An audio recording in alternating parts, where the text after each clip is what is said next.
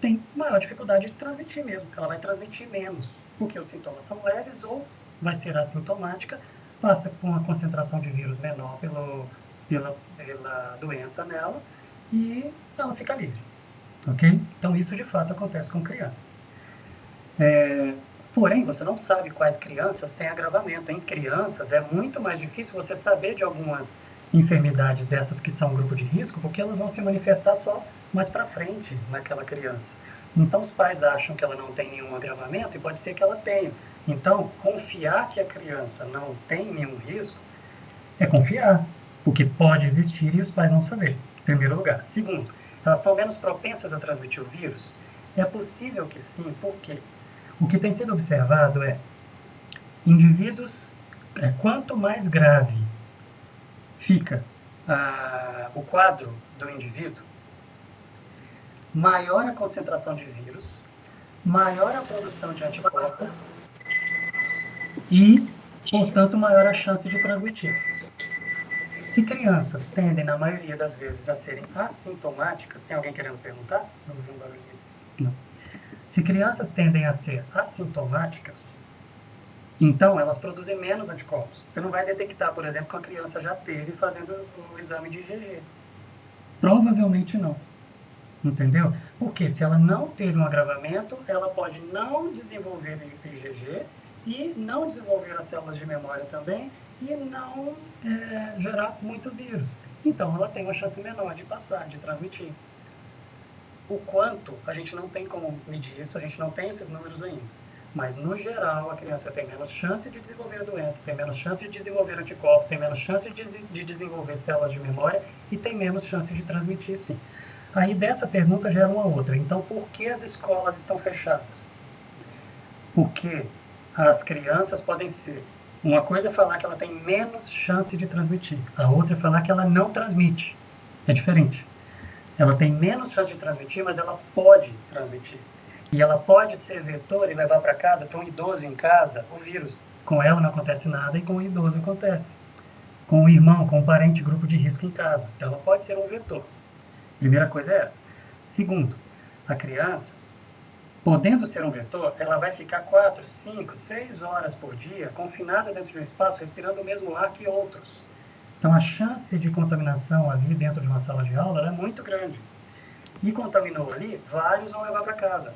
Quais têm grupos de risco em casa? Isso é complicado. Então é uma decisão que cada família tem que tomar se vai mandar para a escola ou não. Por isso que o governo está recomendando às escolas que não obriguem a voltar para a aula, mas que deixem as famílias decidirem se vão mandar de volta ou não, ou se vão manter online ou não. E a última coisa. Voltar às aulas numa cidade, isso varia de uma cidade para outra, mas voltar às aulas numa cidade gera um impacto, em cidade como São Paulo, gera um impacto de quase 30% na circulação na cidade. Então isso é muito forte para o governo estudar e falar, tem que manter a escola parada. Por quê? O governo prefere focar em, vamos voltar a circular, vamos voltar ao comércio, para a economia voltar a girar. Então a escola impacta menos a economia do que proporcionalmente ela impacta a circulação. Então, deixa a escola para poder manter um certo nível de quarentena, deixa a escola ainda em quarentena, mas vamos voltando o comércio para a economia girar. Se você volta à escola, 30% a mais de circulação na cidade vai acontecer. Ok? E aí agora a parte das teorias da conspiração. Essa pandemia mata menos ou igual às outras, então por que tem confinamento? Outra, temos menos mortalidade em 2020 do que nos anos anteriores. Então tudo isso não passa de uma conspiração. Ok? E a gripe espanhola? Essa eu falo depois. Vamos lá. Essa pandemia mata menos do que as outras? Não. A gente sabe a mortalidade dela? Ainda não. Ela vai ficar 1 ponto alguma coisa por cento, mas a gente, próximo de 1%. Mas a gente ainda não tem segurança e certeza de qual é a mortalidade dessa pandemia, da Covid-19. Mas comparada com as demais que circularam de 2013 até agora, esses números são de Campinas, e isso aqui se reproduz em todos os lugares, tá bom? Olha aqui, de 2013 a 2020, pessoas que morreram, baseado em semana epidemiológica, que é a mesma coisa de todos os gráficos que eu mostrei, uma semana inteira fechada ali, você soma os casos naquela semana. Se eu pegar óbitos, pessoas que morreram, por síndrome respiratória aguda grave, que é um dos quadros principais de Covid, que é aquilo que você primeiro associa com a Covid. Tem outras causas de morte de Covid, mas se a gente comparar só por síndrome respiratória, de 2013 a 2020, olha aqui, ó, em todos os anos, mês a mês, semana a semana equivalente, ou seja, primeira semana de abril, ó, compara todos os anos. Primeira semana de maio, compara todos os anos. Primeira semana de junho, compara todos os anos. Você olhando a mesma semana, na mesma época da estação do ano, todas as condições iguais, em todos os anos de 2013 a 2019, a mortalidade estava aqui, ó, por síndrome respiratória. Em 2020, a mortalidade por síndrome respiratória está aqui, ó, no gráfico. E nós estamos usando o mesmo padrão aqui, ó, o mesmo eixo Y para todos eles. Então, esta pandemia mata mais do que as outras por doença respiratória, sim. Quanto? A gente ainda não tem esse número. Mas olha a diferença. Então, justifica, sim, confinamento. Não é uma teoria da conspiração. Ah, e esse gráfico que você está mostrando está baseado em óbitos, mas se for em exames, fica igual? Fica. Está aqui, ó. Óbitos e exames, se a gente acompanhar, lógico que eles vão estar em números diferentes de mortos e de só positivados, mas eles acompanham um desenho parecido. Tá bom? E a última da teoria da conspiração é essa questão de mortes, ou seja, circula muito falando assim, olhando os gráficos, os dados do governo, de registros em cartório de mortes, está morrendo menos em 2020 do que em 2019. Não precisava de nada disso. Ou então outra afirmação que é feita é, as pessoas iam morrer de todo jeito. De quê? De várias causas diferentes. Já ia morrer de todo jeito. Então aí agora estão botando nas costas da Covid a morte de um infarto. Ou um AVC, estão botando a culpa na Covid. Essas são as afirmações que têm sido feitas. Isso daqui para vocês, eu queria mostrar que não é assim. Vamos lá. Esses dados eles estão no site do governo federal, no portal Transparência, onde ele apresenta os registros de cartório de causas de morte. Os que não estão registrados não estão contados aqui. O que está escrito no laudo? Ok? Motivo da causa. Para que esse laudo esteja lá escrito que a pessoa tinha Covid, tem que ter feito o teste de RT-PCR e tem que confirmar que ela estava internada com aqueles sintomas descritos no laudo e com Covid. Tá bom? Então, para a gente ver se existe uma teoria da conspiração, se existe uma conspiração mesmo ou não, vamos olhar aqui. Ó. Eu filtrei nesses dados o seguinte, demais óbitos, todas as causas de morte de 2019 e 2020, tá bom? E coloquei aqui, separado por grupo, todas as causas de morte que podem ser associadas com Covid.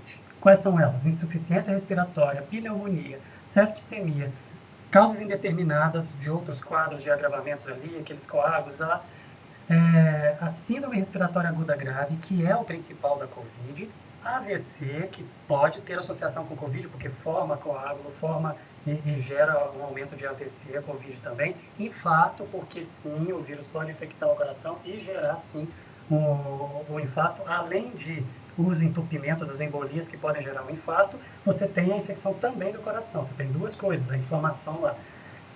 Causas cardiovasculares inespecíficas podem estar sendo associadas com Covid e a própria Covid testada em laboratório. Tá bom? Eu agrupei tudo isso.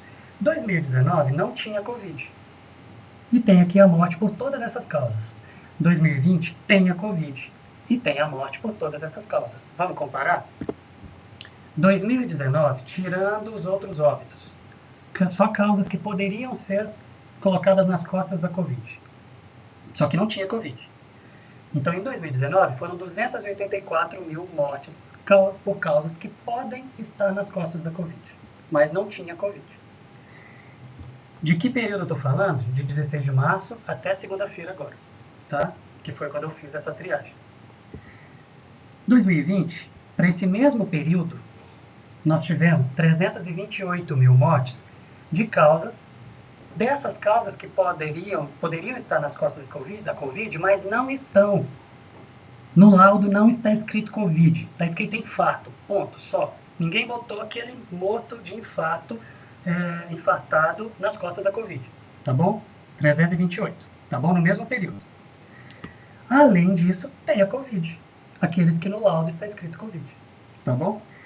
Isso já dá uma diferença de cara de 43 mil mortes a mais de 2019 para 2020, somente nesse mesmo período aqui, mortes a mais somente de causas associadas à Covid, mais Covid. Ou seja, eu pego isso 2019 e isso 2020, mais Covid. Eu tenho 43 mil mortes a mais. Ok? Só que os cartórios, eles têm um déficit de registro de cartório que a gente tem como calcular. Então, essa diferença de registro de cartório dá cerca de 14 dias, isso dá cerca de 8.601 casos. Cerca não, dá 8.601 casos aqui. Como que eu sei desses 8.601 casos? Porque eu pego os dados do próprio governo federal, que não tem interesse nenhum em superestimar as coisas. Esses dados todos são do governo federal. Não quer, é um governo que não quer superestimar nada. Então, do próprio governo federal, ele está lá relatando as pessoas que tiveram, mortas que tiveram no diagnóstico COVID em exame de laboratório por RT-PCR, que é o melhor exame. Essas pessoas aí, desses que foram registrados, existe um atraso de 14 dias para registrar em cartório, então a gente consegue pegar o número exato disso. Então, para esse mesmo período aqui, o atraso de cartório está em 8.601 casos. Se eu somar, eu tenho, então, para esse período de 16 de março a 3 de agosto, 52 mil mortes adicionadas de 2019 e 2020, tirando todas as causas de morte que não podem ser jogadas nas costas da Covid. Ok? Então, existe um aumento de morte, sim. E nos números absolutos de mortos? A gente tem 28 mil mortes a mais em 2020 do que 2019. Tá, mas e essa diferença pequena aqui? Por quê? Porque, na realidade, se pessoas morreram de Covid e, ainda assim, se pessoas morreram de Covid e não foram testadas, isso acontece, não foram testados, a causa de morte não foi colocada Covid, ele pode ter tido uma embolia, um AVC, um infarto por causa disso, mas não foi registrado. Esses subnotificados aí de Covid estariam dentro desses 28 aqui, ok? Mas por que tem 90 mil mortos por Covid e só 52 mil mortes a mais? A gente tem uma compensação também, uma redução de número de mortes, por exemplo, por acidentes de trânsito e por outras causas, porque as pessoas não estão circulando, né? Quase metade da população não está circulando. Então, morre menos em 2020 do que em 2019? Não. A pandemia mata mais? Sim. É uma hecatombe que acaba com o mundo? Não. Mas acontece que ela gera uma mortalidade a mais, sim, que justifica você segurar e você reter e você fazer essas políticas de contenção, porque isso tudo, esse adicional aqui, é sem metade da população estar circulando. E se estivesse circulando, como estariam esses números? Ok? Então, passamos a parte da teoria da conspiração, vamos para as vacinas. Tá dando certo o tempo.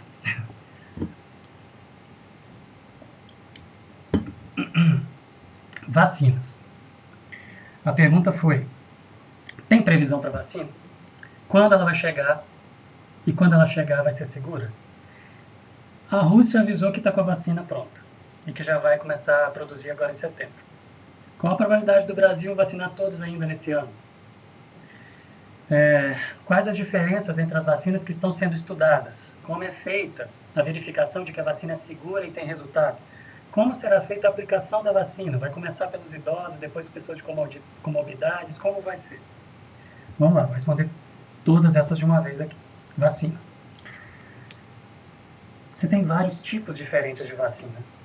Várias estratégias diferentes para poder formar essa vacina, para poder produzir essas vacinas, tá bom? As vacinas podem ser por vírus inativado, ou seja, o vírus que não vai conseguir, não tem o potencial de fazer mal para o indivíduo.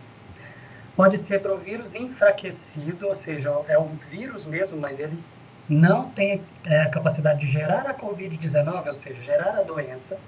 Tá? Vou dar mais detalhes disso. Você pode usar vetores virais, significa o quê? Usar um vírus para levar para dentro do corpo aquilo que vai gerar imunidade. Você pode ter vacinas baseadas em DNA e RNA. São muito legais essas vacinas, bem interessantes, eu já falo sobre elas. E você tem as vacinas, as mais tradicionais, que seriam baseadas em pedaços, entre aspas, do vírus, em proteínas do vírus, em partes de proteínas do vírus, para poder não fazer mal para a pessoa, mas gerar a resposta imunológica. Seja como for a estratégia, o nosso organismo vai fazer o mesmo caminho. Ou o vírus, ou o vetor trazendo parte, ou pedaços de proteínas, ou proteínas inteiras, ou o vírus sem o RNA dele dentro, seja qual for o caminho que usar, o organismo vai fazer um reconhecimento do antígeno, ou seja, do invasor. O organismo vai fazer o reconhecimento do invasor.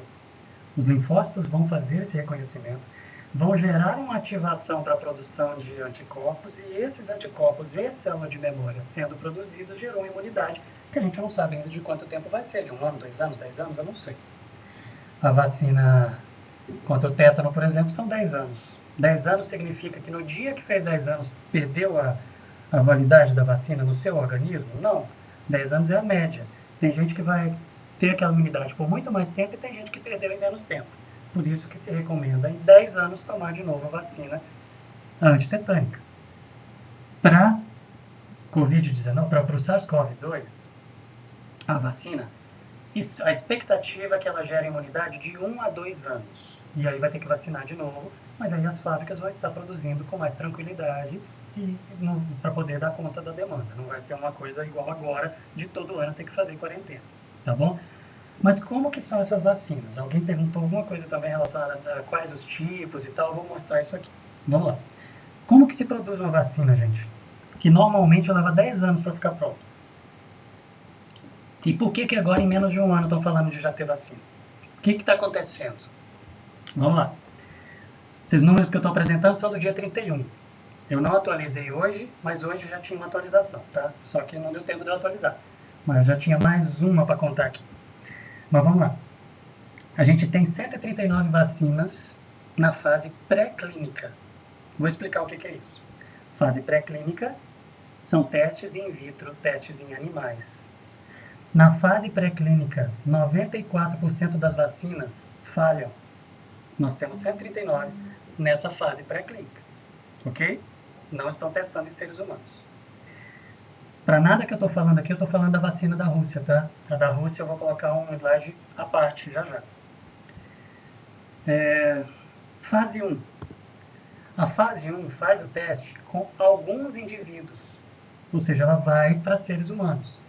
Então, fez teste in vitro, fez teste em animais, ela mostrou segura para poder testar em humanos, aí vem para a fase 1. A fase 1 seria uma fase onde pega alguns indivíduos que se oferecem para poder ser cobaias, e esses indivíduos vão ser avaliados, vão receber a vacina e vão circular, e vão ser acompanhados e vão verificar se a vacina foi segura, se não matou ninguém, qual a dose é adequada e qual a dose faz mal, ok? Qual a dose gera resposta imune sem fazer mal ou fazer no mínimo de mal, ok? De efeitos colaterais. Esses testes aqui, os primeiros cobaias, são muito corajosos, ok? A gente tem aqui 26 vacinas que estão nessa fase, tá bom? A fase 2, a gente tem 18 vacinas, isso baseado no dia 31 que eu falei, né? Fase 2, 18, porque aqui eu sei que mudou. Esse número aqui já mudou, hoje aumentou aqui, se não me engano, tá duas a mais aqui, mas eu vou considerar a data do dia 31. Então, na fase 2, no dia 31, a gente tinha 18 vacinas aqui, tá bom? Na fase 2, o que acontece? Pegam centenas de pessoas para testar, e essas pessoas elas já se sentem um pouco mais seguras, porque já testaram a dosagem que não vai matar, ou a dosagem que vai gerar resposta imune e que vai gerar segurança e menos efeito colateral. Essa primeira linha aqui já passou pelo pior, né? Então, vem centenas de pessoas aqui vão ser testadas, e aqui também vai ser testada a segurança, a dose e a resposta imune, tá bom? Para poder descobrir como que vai ser. Aí vem a fase 3, que nós temos hoje 6 aqui, tá bom? 6 ou 7 se a gente contar da Rússia, mas 6 por enquanto. Na fase 3, são milhares de pessoas. Aqui a gente tem 2 vacinas sendo testadas no Brasil, uma terceira a caminho, no Canadá tem várias, tem no Reino Unido, lá você tem vários países já fazendo teste dessas 6 vacinas aqui, que estão na fase 3, que pegam milhares de pessoas, que não precisa mais checar a segurança, isso já está checado, não precisa mais descobrir a dose da vacina, e não precisa mais descobrir todos os detalhes com relação à resposta imune, porque ela gera resposta imunológica sim, então ela gera proteção. Porém, quanto de proteção? Aí essa estatística ela vai ser feita em cima desses milhares aqui, da fase 3. E aí a gente vai saber quanto por cento ela protege comparado com o placebo. Então as pessoas que vão ser voluntários aqui, ele não sabe se ele está tomando a vacina mesmo e vai circular, ou se ele está tomando um placebo e vai circular. Ok? Nós temos 6 nessa fase aqui. Tá bom? Vamos lá. Normalmente isso leva 10 anos. Por que agora está levando meses? Como que você acelera? Não existe mágica. Não tem mágica. Para puxar isso de 10 anos para 1, o que está acontecendo é sobrepor as fases, fazendo ao mesmo tempo vários testes de uma vez. Já que o mundo inteiro quer, vai ter voluntário para qualquer fase. Então coloca voluntário em todas elas e faz a 1, a 2, a 3, tudo de uma vez. Vacina aprovada a gente não tem nenhuma ainda, né? Mas está quase. Então, que vantagem que a gente tem? Vantagem, estou falando do ponto de vista técnico, de trabalhar com esse desenvolvimento de vacina no meio de uma pandemia que o mundo inteiro quer. Você tem à disposição tudo o que você precisar para você testar.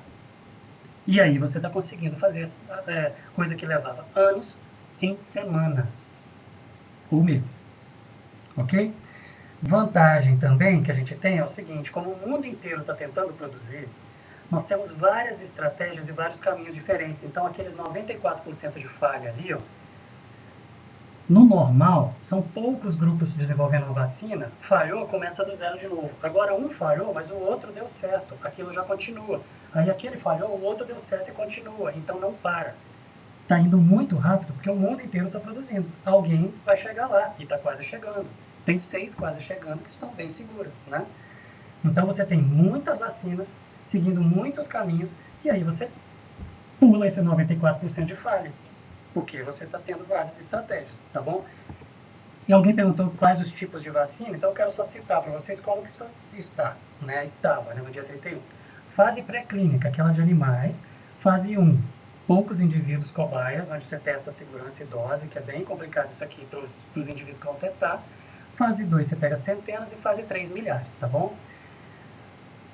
Quando a linha é pontilhada, significa que está sendo feito, ainda está em andamento. Ou seja, as principais vacinas que estão quase prontas, elas estão sobrepondo fase 1, 2 e 3. Está dando para ver aqui?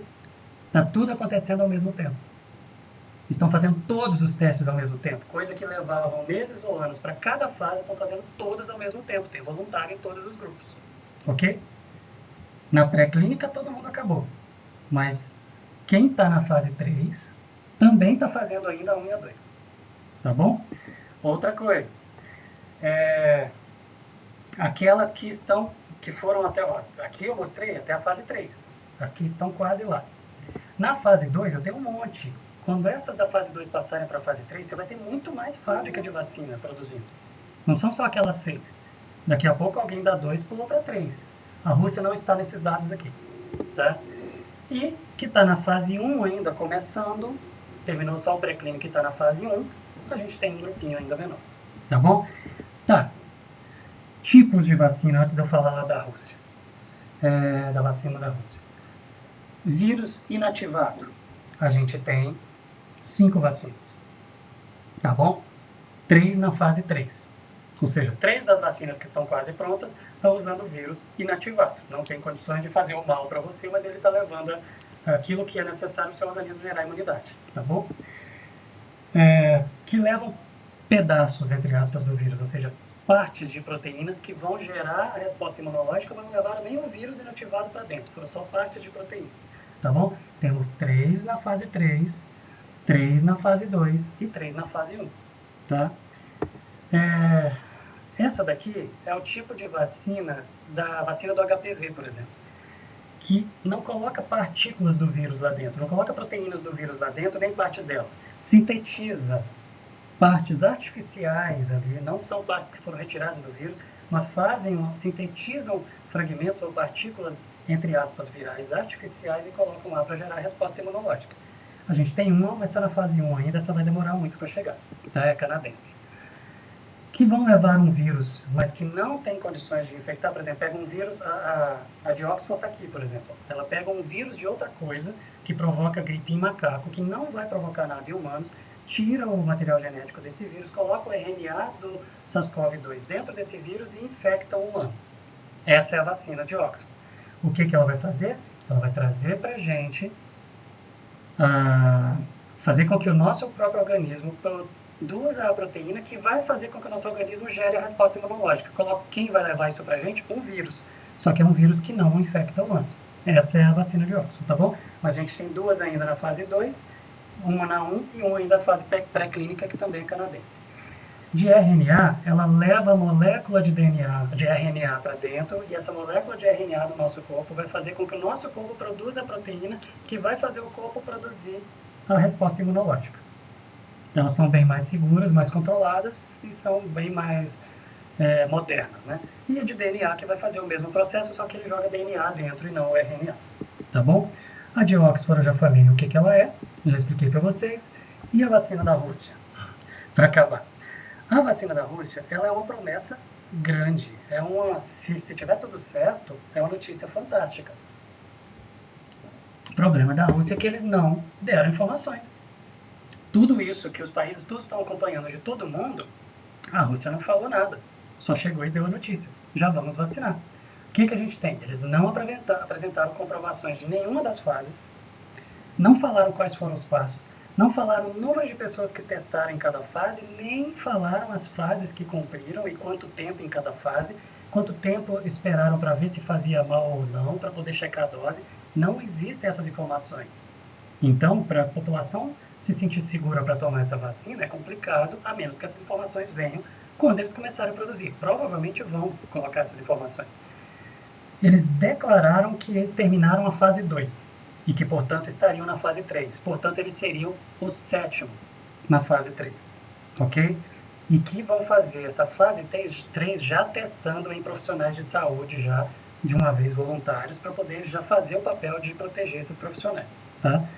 Então, os testes finais vão ser já na população, no geral, de voluntários em grupos específicos, que, além de testar, já imuniza. Essa que é a ideia deles lá. Declarado, né? Porque não tem isso escrito. Estão fazendo uma sobreposição mais arrojada, ou seja, o que os outros grupos levaram semanas, eles colocaram em dias. É essa que dá, essa impressão que dá pelo que eles informaram, com as poucas informações que vieram. Tá bom? E dessa parte de vacinas, o que eu não respondi foi essa daqui. Como vai ser a aplicação? Gente, isso é definição política. É estratégica. Pensando em economia, pensando em vários fatores. Não só a saúde. Provavelmente teremos alguma vacina aqui até o fim do ano? Provavelmente, sim. Para todo mundo? Não. Quais grupos? Se for ser técnico, primeiro os profissionais de saúde, depois os grupos de risco. Se for ser estratégico, primeiro os profissionais de saúde, depois os principais grupos que movimentam a economia. Depois os grupos de risco. Não sabemos como que vai ser. Isso é uma definição que vai ser tomada ainda. A gente não sabe quando vem a vacina. Se ela vier realmente no fim do ano, início do próximo, entendeu? Os governos vão traçar suas estratégias. Tá bom? Bom, cuidados gerais. Perguntas relacionadas a cuidados gerais. Sai ou não sai de casa? Aí algumas pessoas colocaram, estudos mostram que os doentes são os que estavam mais em casa do que os que estavam circulando. Gente, a gente tem que tomar cuidado com essas afirmações que vêm destacadas e vamos entender. Sim, os doentes, que estão chamando aqui, são as pessoas internadas em hospitais. Essas afirmações, elas vieram por estudos feitos em Nova York. E aí começaram a circular essas informações e essas afirmações. Ficar em casa é pior. É isso que está se falando a partir do que se mostrou em Nova York. Só que tem várias questões aí. Quem é que eram as pessoas que estavam em casa e como elas estavam? Ok? Primeiro, quem está em casa, principalmente, são grupos de risco. E quando essas pessoas pegam, a chance de ter agravamento é grande e vão para o hospital. As pessoas que estão circulando sem preocupação são as pessoas que se sentem seguras e não se veem em grupo de risco. essas pessoas têm uma chance 80% menor do que as que estão em casa de ter agravamento. Então, se uma pessoa que está circulando na rua pegou, a chance dele desenvolver um quadro grave é 80% menor do que a pessoa que está em casa. Então, quando a pessoa pegou em casa, vai para o hospital, porque é uma pessoa de grupo de risco. Então, não é porque ela estava em casa que ela foi para o hospital. É porque ela é de um grupo que tem a chance de agravamento maior. Segunda coisa, em Nova York, as pessoas estavam em casa, mas estavam pedindo iFood. Ok? Estava pedindo comida em casa. Estava descendo para poder fazer a sua caminhada sem tomar os cuidados. Descendo, por exemplo, no elevador e não na escada e coisas assim. Ok? Então, tem muitas variáveis aí para poder falar ficar em casa faz mal. Isso não é conclusão. Não é conclusão. Agora, não estaríamos prejudicando a nossa imunidade se a gente ficar trancado em casa? Sim. Eu citei várias vezes e eu queria reforçar isso aqui agora. Ficar em casa, a quarentena que está sendo feita no Brasil, ela é parcial, né? Você não está trancado dentro de casa e proibido de sair. Você tem que ficar em casa e não ir para locais onde tem aglomerado, mas faça atividade física, não fique sedentário, não fique isolado, não fique deprimido. Entre em contato com as pessoas, saia para rodar, dar uma volta no quarteirão, num horário que não tem ninguém. Ou então vá de carro até um lugar onde não tem aglomerado. Não é rodar no taquaral com aquelas centenas de pessoas circulando no taquaral, como de vez em quando eu vejo, não é isso. Vá caminhar, vá fazer atividade física, não se mantenha trancado dentro de casa, se deprimindo, não se alimentando direito e não se exercitando, porque a sua imunidade sim vai cair. Em relação ao estresse vai cair, em relação ao sedentarismo vai cair, então você vai ficar mais vulnerável sim. Então faça atividade física e interaja com o mundo, mas sem chegar perto das pessoas e não sair de casa sem máscara e sem tomar os cuidados. Ok? A abertura de shopping, restaurante, o distanciamento de 2 metros e o uso de máscaras são suficientes para evitar o contágio? O fato de terem aberto é mais relacionado à economia ou é seguro circular? Vamos lá. Gente, é possível a transmissão do Covid por maquiagem e quanto tempo o vírus pode sobreviver na superfície de itens de maquiagem, batom, lápis e base? Vou responder isso. Em primeiro lugar, a estratégia do governo de falar pode sair de casa ou não pode sair de casa, vou flexibilizar a quarentena ou não vou flexibilizar a quarentena, a estratégia não é pensando em você, a estratégia é pensando no todo, no geral. E a estratégia é baseada em números de leitos. Se não tem leito para atender todo mundo, fique todo mundo em casa, porque se você ficar doente e precisar de hospital, você não vai ser atendido. É isso que o governo está dando o recado. Quando o governo flexibiliza, não é que ele está falando assim, pode ir para a rua, vai para o shopping passear sem máscara, vai brincar, vai fazer o que você quiser, porque não tem mais risco de pegar. Não é isso. Quando o governo libera e fala, por exemplo, Campinas está caminhando para a fase amarela, Campinas está na fase laranja, já pode abrir o comércio parcialmente e tal. Quando o governo faz isso, ele está dizendo o quê? Nós temos na região de Campinas, está aqui, uma ocupação de leitos tranquila, de forma que eu posso liberar a população para circular. As pessoas vão pegar, vão ter 80% dos que pegarem não vão ter sintomas ou vão ter sintomas leves. 20% vão ter sintomas mais significativos. 15% vão ter um pouco de agravamento. 5% vão precisar de hospitalização e 1% vai morrer. É isso. Quando fala fase amarela pode circular, não tem risco. É os 5% que vai precisar ficar internado vai ter leito. É isso. Então, quando a gente fala posso ir passear no shopping, decisão sua, pessoal ou familiar. Por quê? Você vai colocar máscara, você reduziu 80% a chance de pegar. Você vai botar a mão, você vai estar respirando, é o ar-condicionado, você vai estar perto de pessoas, vai ter muita gente circulando. Você decide. Você tem grupos de risco em casa? Você é um grupo de risco? Então, se você não é grupo de risco, você já tem 80% a menos de chance de agravamento. Se você não é. Se você ainda assim, não sendo grupo de risco, está usando máscara, ok, você reduziu mais 80% em cima dos 80% a chance de agravamento. Então, decisão pessoal e familiar sua. Vai para o shopping ou não vai para o shopping. Ok? O governo não está te falando que você não vai pegar. O governo está te falando que se você pegar e for um dos premiados, dos 5% que vão precisar de internação, tem vaga para você. É isso. E sobre batom e cosméticos? Não tem estudo especificamente sobre isso, tá? Eu não encontrei. Mas vou fazer algumas inferências aqui, tá bom? Uma associação aqui, tá? O que vai definir o tempo de inativação do vírus tem vários fatores, mas desidratação, ou seja, ficar num ambiente seco e quente, ele é mais significativo, tá bom? Então, o vírus ele permanece ativo. Ativo significa que ele está lá, se você botar a mão e colocar no rosto, você pode pegar a doença. Então, o vírus permanece ativo no cobre por 4 horas. No papelão, ativo ainda por 24 horas. No plástico, ativo ainda por 72 horas. Por isso que a gente tem que ou limpar com álcool ou lavar as sacolas, as embalagens de coisas que vieram do supermercado. No ferro, 72 horas. No aço, 72 horas. No papel, de 72 a 96, dependendo do estudo. E em tecidos, de 72 a 96. Como não tem estudo específico para cosméticos, o que a gente tem que considerar? No batom, ou seja, na base, ou no que você vai utilizar. Se ele é úmido, ou oleoso, ou gorduroso, ele quase com certeza, eu só não falo com certeza porque não existe estudo, mas pela lógica, o vírus vai durar muito mais tempo do que as 96 horas aqui. Naqueles cosméticos que são úmidos, gordurosos, né, oleosos. Tá bom? Aqueles que são secos, o pó, por exemplo, ele vai ficar aqui, ó, perto das 24 horas. Tá bom? Mas eu estou fazendo uma associação, não tem um estudo específico sobre o pó, sobre a base, sobre o batom. Tá bom? Estamos no finalzinho. Exames e imunidade.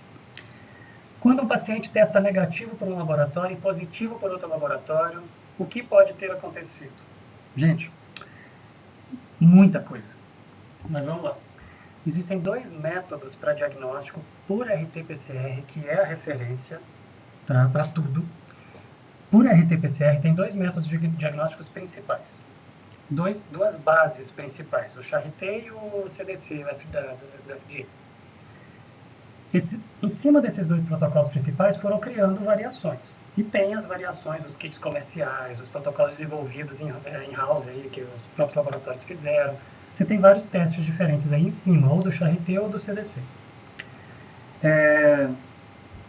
Se a pessoa fez num laboratório e fez em outro laboratório e coletou no mesmo dia, no mesmo intervalo de tempo ali, de minutos ou poucas horas de diferença, e o coletor fez do mesmo jeito, coletando o material do mesmo jeitinho, com a mesma qualidade de coleta, e o kit de coleta era o mesmo, da mesma marca, e na hora que foi fazer os testes, fez pelo mesmo método, com todos os reagentes da mesma marca, é para sair exatamente o mesmo resultado. Porém, se fez por um método no laboratório e por um método no outro, ou coletou hoje no laboratório e amanhã no outro laboratório, ok? E além de coletar num laboratório hoje e no outro amanhã, o de um foi um método e o outro foi outro método. O de um usava reagentes de uma marca, o outro de outra marca. Varia. Mas isso significa que não vale os testes? Não é isso. A variação era pequena. Só que quanto mais variações, maior o acúmulo de fatores que podem gerar uma diferença. E tem uma diferença que eu não falei ainda, que é o seguinte. Esses 2 métodos, eles analisam genes diferentes, partes diferentes ali do material genético do vírus, para detectar o vírus. E nos protocolos baseados no Charité, ele tem um pouquinho de amplificação, de ruído de amplificação, ou seja, de ruído de positivo, que os laboratórios eles têm a liberdade de mudar a curva de corte um pouquinho para cima para tirar esse ruído de positividade baixa ali, para não dar falso positivo. Se o laboratório deixou no automático, ele pode dar um positivo que não é positivo. Se dentro da população dele, de amostras dele, ele tem um ruído num determinado nível, ele levou um pouquinho ali, ele tirou o positivo, então aí vai ser igual ao do outro método que também considerou isso, tá bom? Esse ruído acontece mais nos protocolos baseados no Charité e menos nos protocolos do CDC. Então, você tem vários fatores para poder gerar uma diferença. Que hora foi coletado, o coletor, o método, o ajuste da linha de corte do método e também, eu acho que está aqui, não está. Vai ter um gráfico daqui a pouco que eu vou mostrar ainda, mostrar a imunidade, e também o momento que ele coletou. De um dia para o outro pode já estar numa baixa e ele já estava um pouco acima da linha de corte, ele fica um pouco abaixo da linha de corte. De um dia para o outro você já pode ter isso, ele já estava caindo a viremia, e aí ele deu positivo num dia e negativo no outro. Tá bom? São vários fatores para poder explicar isso, não tem como, a não ser você fazer um trabalho científico em cima daqueles 2 exames para descobrir onde que foi aquela diferença que pegou ali um pouquinho acima, um pouquinho abaixo, tá bom? Por que a gente alterna exames entre saliva e anticorpos? Não é bem entre saliva e anticorpos, gente, é entre o RT-PCR e anticorpos, tá bom? RT-PCR, ele vai detectar o vírus, então ele vai falar se você está com o vírus em você agora, em condições de transmitir. É isso que ele vai responder para você. Se você está com o vírus nas vias aéreas superiores, aí você vai positivar na saliva ou no suave, naquele cotonete, certo? Vai positivar ali para o PCR e você está com o vírus numa região onde transmite o vírus. Se você está com o vírus e não está com a infestação do vírus nas vias aéreas superiores, você pode ainda estar com o vírus lá, ele pode estar no intestino, ele pode estar nos rins, ele pode estar nos pulmões, ele pode estar no coração, ele pode estar na periferia do sistema nervoso, ele pode estar em outros locais, ainda ter restos ali da infecção ali, mas não mais nas vias aéreas superiores. Vai dar negativo o PCR. Significa que você não está mais com o vírus em condições de transmitir, mas você pode ainda estar com o vírus circulando por você em outra parte, ok? Isso ainda é possível. Falando do PCR, anticorpos, eles vão detectar se você desenvolveu uma imunidade não, desculpa, se você desenvolveu os anticorpos para o SARS-CoV-2, para o vírus. Então, o PCR ele detecta o vírus. Para você fazer um monitoramento só com o PCR, você tem que todo dia fazer o PCR. Ok? Para você fazer com o PCR e anticorpos servem para quê? Você vai acompanhando, por exemplo, uma vez por semana, uma vez a cada 15 dias, aí cada grupo monta a sua estratégia, para poder ir pegando o máximo possível de pessoas pelo exame de PCR, que é o mais sensível que tem, de longe é o mais sensível que tem para poder detectar o vírus. Mesmo você fazendo esse rastreamento, a cada 15 dias, por exemplo, você vai lá, você vai pegar os positivos que deram para pegar naquele intervalo. Mas uma pessoa que acabou de ficar positiva hoje, ele fez o exame ontem, ficou positivo hoje, e daqui 15 dias ele coleta, pode ser que ele já dê negativo no PCR, mas ele teve. Se ele teve e não teve sintomas, provavelmente ele não desenvolve os anticorpos. Não no nível detectável. Pode até ter células de memória, mas ele não pode ter, eu não estou afirmando que tem, mas ele provavelmente vai desenvolver poucos anticorpos. O que a gente tem visto é, quanto mais grave o caso, mais anticorpos, mais células de memória. Então, para que serve o teste de anticorpos? Porque dentro daquele período que você foi acompanhando os grupos por PCR, se alguém pegou e teve um quadro leve e não ficou sabendo que era Covid e desenvolveu anticorpos, o imunológico, o teste de anticorpos vai detectar. Se a pessoa foi assintomática, mas ainda assim desenvolveu anticorpos, o IgG vai pegar. Se a pessoa teve um quadro mediano e desenvolveu, o IgG vai pegar.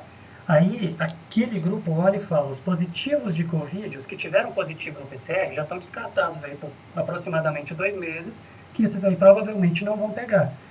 E os que deram negativo para o PCR, é uma repescagem os anticorpos, mas que podem ter desenvolvido anticorpos nesse período sem perceber, a gente descobre. E aí tira essas pessoas do risco também. Esses aqui também não estão, a princípio, correndo o risco de pegar ou de ter uma infecção grave, né?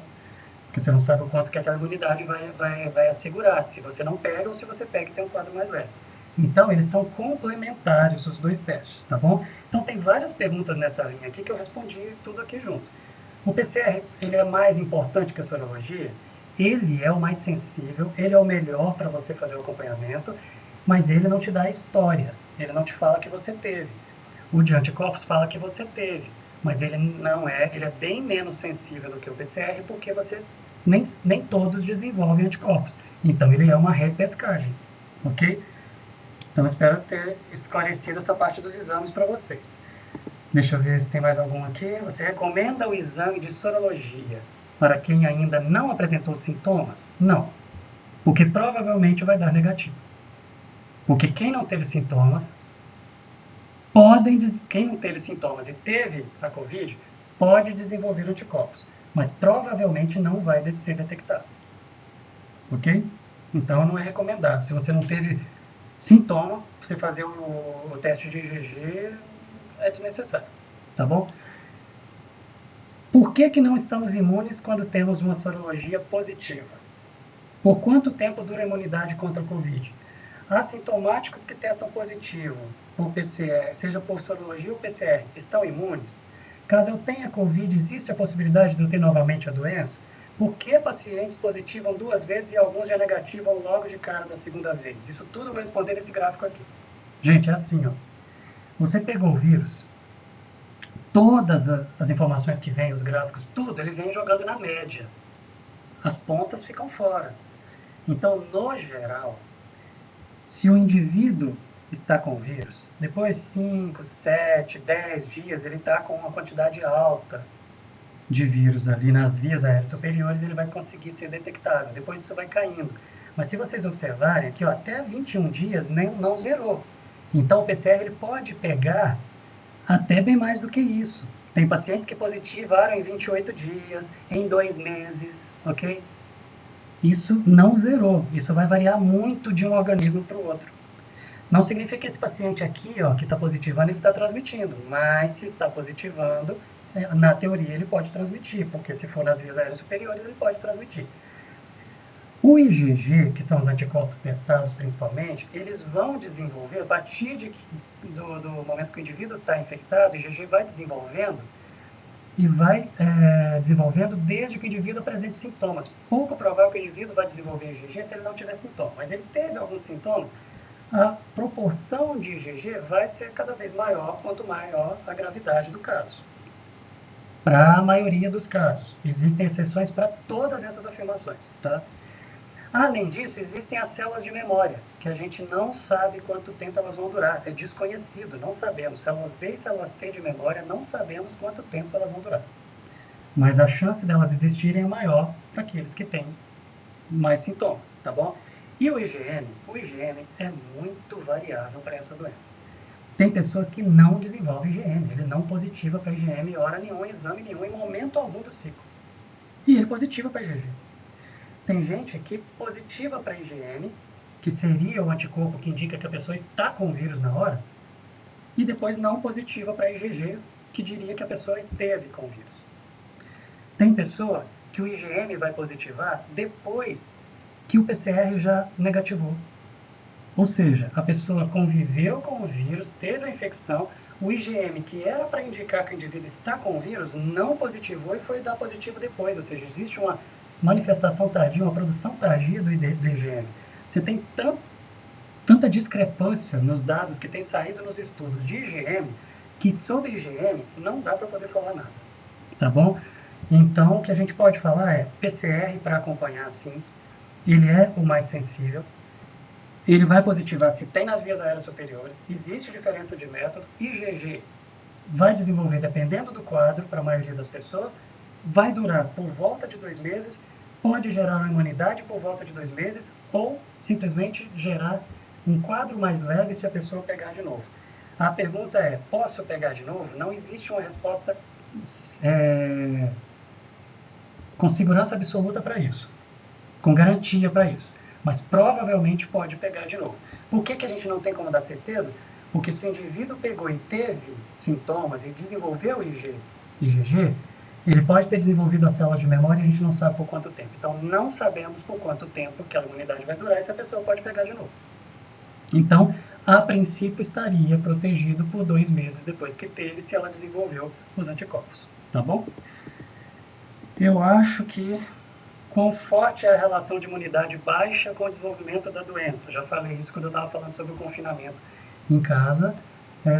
Ficar trancado em casa, se deprimindo, não fazendo atividade física, não interagindo, isso também vai baixar a imunidade. Isso não é para Covid, é para qualquer enfermidade, qualquer doença infecciosa. Por que 80% das pessoas que pegam não vão ter agravamento? Porque o organismo delas vai dar conta de combater o vírus. Imunidade. Quanto maior a imunidade, menor a chance do agravamento. Dá para poder medir essa imunidade? Ninguém tem como ficar fazendo teste e checando isso, mas a gente sabe que a nossa imunidade é altamente variável em relação ao emocional, físico e atividade física também. Tem vários fatores aí, ou medicamentos, várias coisas. Como explicar que numa família com teste Covid-19, RT, PCR positivo e familiares ficarem em quarentena junto com a mesma pessoa e testaram negativo? Porque tem tantas variáveis ali para equalizar, para que a outra pessoa pegue, que não é garantido que vai pegar. Lembra que eu falei? Na mesma casa, a chance de pegar é 39%. 39% significa que tem 61% de chance de não pegar, certo? Então, dá para explicar isso. Deixa eu ver. Eu acho que são as últimas, a biologia do vírus.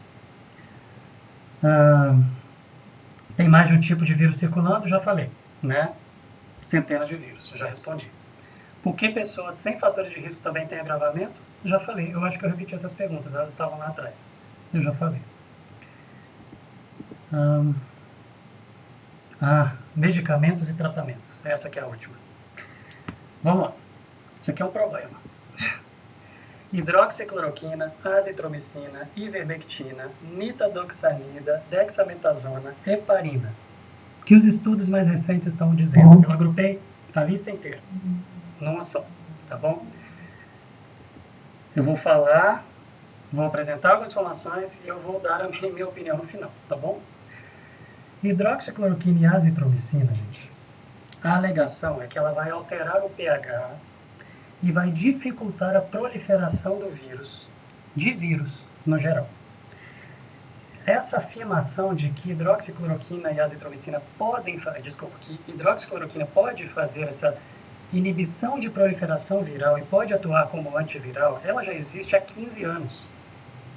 Então ela já é apontada, a hidroxicloroquina já é apontada como promissora contra vírus há 15 anos. Ao longo desses 15 anos foram vários estudos hospitalares de grupos pequenos de pacientes, retrospectivo, que significa que olharam os pacientes que trataram e olharam os que não trataram com a hidroxicloroquina e viram os que melhoraram e os que não melhoraram e geraram uma estatística daquilo. Mas com um número pequeno, reduzido de pacientes. São vários. Então tem muitos estudos que falam que sim, que ela é benéfica no combate a uma doença viral, ok? Que ela pode evitar dificultar a proliferação, não é uma bala de prata, não é a cura, ela pode dificultar a proliferação. Tem vários estudos com N pequeno, ou seja, com um número de pacientes pequeno, que fizeram essa afirmação, e tem vários também que falaram que não, que foram indiferentes ou que fez mal para os cardíacos principalmente, né? Nesses 15 anos. Só que agora, com a polêmica que ficou em cima disso, tem muito mais trabalhos de grupos pequenos, de N pequeno, com número de pacientes pequeno, falando que ela não ajuda do que ela ajuda. Ao longo dos 15 anos, você teve mais trabalhos falando que ela ajuda do que não. Dá para entender que a gente está com essa coisa mais ou menos equilibrada? Só que tudo em grupos hospitalares, em N pequeno, em número de pacientes pequeno para isso. Aí, em maio, a Lancet, que é uma revista que existe desde 1823, uma das principais de medicina no mundo, certo? Ela publicou um trabalho gigante, mostrando um N gigante, que é ótimo para poder fazer afirmação estatística, falando que a hidroxicloroquina era indiferente e ainda prejudicial. Aí todo mundo foi e taxou, ela não funciona. E ainda faz mal, não use. Só que, poucos dias depois, esse trabalho foi retratado, e se você entrar no site da Lancet, o trabalho está lá, mas com um carimbo de retratado. Não é para ser considerado, ok? Então esse trabalho foi contestado e derrubado. Por quê? Porque os dados não eram seguros e eles não apresentaram o seu banco de dados no tempo adequado para poder os pares conseguirem conferir e ver se aquele negócio tinha sido bem feito, ok? Então ficou se desconfiando das motivações por trás do trabalho, então ele foi desconsiderado. Ou seja, voltamos para o que tinha antes, 15 anos de trabalhos de N pequeno, mostrando, alguns mostrando que funciona e outros mostrando que não funciona, né? Outros estudos já vieram. 1º de maio saiu um estudo com mais de 1.000 pacientes, que mostrou que retirando os grupos contraindicados, por exemplo, cardíacos, e não tratando cardíacos com hidroxicloroquina, aí sim, o uso era seguro, não fazia mal, naquela dose, naquele tempo que eles estão usando para a Covid, e gerava uma mortalidade menor. Não é bala de prata, mas gera benefício, ok? Só que contra esse vieram falar o seguinte, é um estudo retrospectivo.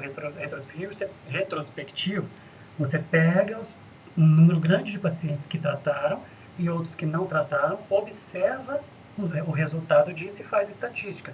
Só que não controlou o que mais fizeram com esses pacientes, do estado que eles estavam, o quanto, quando que eles internaram, mais grave ou menos grave quando internaram. Tem variações aí, porque ele é um estudo retrospectivo. Então, já não os que querem ser contra estão olhando, é retrospectivo, esquece. A ciência é feita desse jeito. Em macacos in vitro, a hidroxicloroquina e a azitromicina ela reduziu a proliferação viral. Sim, se comportou muito bem, mas in vitro. Em vivo a coisa já não é assim, né? Você precisa dessa estatística para poder mostrar. Eu não fechei esse ponto ainda, mas eu vou falar dos outros, depois eu fecho. E a ivermectina, a nitazoxanida, a azitromicina. Vamos lá. É difícil afirmar coisa para eles, porque quando o paciente usa tudo. Quando o médico receita tudo. Então, como você tem um monte de coisa misturada, você não sabe o que gerou benefício, em quanto por cento gerou benefício. Então, fazer estatística em humanos que estão doentes, no meio de uma pandemia, todo mundo de olho, querendo ver o resultado. O médico não quer perder o paciente, obviamente. Testa tudo, tenta tudo, faz de tudo. É difícil você gerar estatística de coisas separadas. E para você fazer afirmações, a ciência ela é estruturada assim. Para fazer afirmação sobre um item, isola todos os demais. Você não consegue fazer isso no meio de uma situação como a gente está vivendo. Tá bom? Então, o que a gente tem de ivermectina e azitromicina? É um antiparasitário, né? A gente já sabe. Em testes in vitro, ele mostrou que um estudo australiano grandão aí, que saiu muito na imprensa, ele mostrou que ele reduziu em 93% a replicação do vírus. Mas é in vitro, não foi nos pacientes, ok? Aí, em julho, agora, a gente teve um que fez nos pacientes, em vivo. Pegou pacientes em clínicas diferentes, em hospitais diferentes dos Estados Unidos e Europa, 704 pacientes que usaram ivermectina e 704 que não usaram ivermectina e que foram internados, né? Os que usaram ivermectina tiveram 1,4% de mortalidade. Os que, ao serem internados, usaram ivermectina. Os que não usaram ivermectina tiveram 8,5% de mortalidade. De novo, pode ser que realmente tenha gerado esse benefício. Olhando para esses números, você fala, gerou um benefício. Mas isso é cura? Não é. Né? Aí os próprios autores desse trabalho falaram, estes achados requerem ensaios clínicos randomizados, ou seja, aleatório. Não foi aleatório. Não foi aleatório, era todo mundo que internava naquele grupo ali, todo mundo que internava naquele grupo lá. Então faltou um detalhe para poder fechar um experimento científico completo para poder afirmar e fazer a afirmação científica, ok? A nitazoxanida e a azitromicina teve a mesma coisa que a ivermectina com números parecidos, tá bom? In vitro, mas em vivo também não. Não tiveram números expressivos ou não tiveram estudos. Agora, olha só. Normalmente, quando se faz esses estudos in vitro, quando vai para o in vivo, fica diferente. Muda muito. Olha só. HIV, a ivermectina foi testada para HIV, para dengue, para influenza, para zika. E in vitro, chegaram em 90 e tantos % de redução de proliferação do vírus também. Só que quando foi para os estudos in vivo, para os pacientes, eles não foram eficazes. Não ser eficaz não significa que não gera um deslocamento como esse, assim, de que melhorou um pouquinho. Não. Não ser eficaz significa, dá para a gente recomendar e falar, isso é um tratamento, entendeu? Recomendado, vai reduzir 60% da mortalidade? Não. Se é uma diferença pequena, ele pode ou ficar abaixo do intervalo de confiança e não ser considerado, ou então ele é tão pequena diferença que ele não é recomendado pela ciência como um tratamento, embora ele possa ser usado, ok? Tem hospitais militares no Brasil que começaram a fazer um estudo duplo cego, controlado, aleatório, né, randomizado, tudo direitinho, mas esses resultados estavam prometidos para junho e julho, mas não saíram ainda, tá? Eu ainda vou falar minha opinião no final das contas. A dexametasona para isso. A dexametasona, sim. Hormônio sintético, semelhante ao cortisol.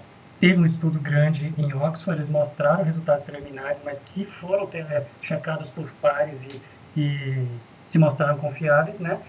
E seguiram todo o protocolo direitinho. Então foi duplo cego, foi randomizado, foi tudo bem controladinho, do jeito que costumam ser os trabalhos para poder fazer as afirmações científicas para a ciência falar assim, tá bom, estou endossando, tá bom? E aí compararam a dexametasona com o grupo controle. E aí sim, conseguiram. 6 mg de dexametasona, uma vez por dia por 10 dias, gerou uma redução da mortalidade em 33% em pacientes que estavam em ventilação mecânica. E uma redução de 20% em pacientes com oxigênio sem ventilação mecânica. E não teve diferença em paciente que não estava precisando de ventilação. Ok? Então, pacientes que não precisavam de oxigênio. Então, é um medicamento que esse foi reconhecido e é tratamento recomendado e protocolado pela ciência, enquanto os outros ainda estão na briga, né? Não estou falando que eles não funcionam, e não estou falando que é garantido que eles funcionam. Eles ainda estão na discussão dentro da ciência. Esse daqui, ele já virou protocolo, de fato. Agora, não dá para se automedicar. Isso aí é para paciente internado que precisa de ventilação e ele tem efeitos colaterais sérios, então só o médico para poder tratar. A heparina aconteceu a mesma coisa. A heparina de baixo peso molecular é um anticoagulante que reduziu in vitro 70% da proliferação viral, mas em vivo nos pacientes de 30% a 40%, dependendo do grupo e do trabalho. Então, virou protocolo também. O paciente chegou, internou com Covid, ele vai levar heparina. Ok? Mas isso é só em hospitais. A minha opinião a respeito dessa briga toda. Essa frase é minha, tá? Eu tô colocando ela aqui por escrito, mas eu mesmo coloquei, essa frase é minha. Gente, desde que o Bacon criou o método científico e o Descartes formatou o método científico, a ciência só endossa uma coisa depois que ela isola todas as variáveis possíveis, o máximo possível. Não dá para fazer isso no meio de uma pandemia com esses medicamentos. Não dá. Então, a maior parte da ciência, porque a ciência não é uma entidade única. Você tem cientistas com opiniões diferentes e discutindo. O que eu estou falando é a maioria dos cientistas, eles não vão endossar, fazer uma afirmação, se os estudos não isolaram todas as variáveis. Porém, eu quero completar essa frase minha aqui. A medicina, ela foi forjada durante milênios, séculos, para a gente pensar no moderno, no empirismo. Você testa, funcionou, então eu acredito. Então eu uso, e eu vejo o resultado, e eu receito. A medicina foi forjada assim.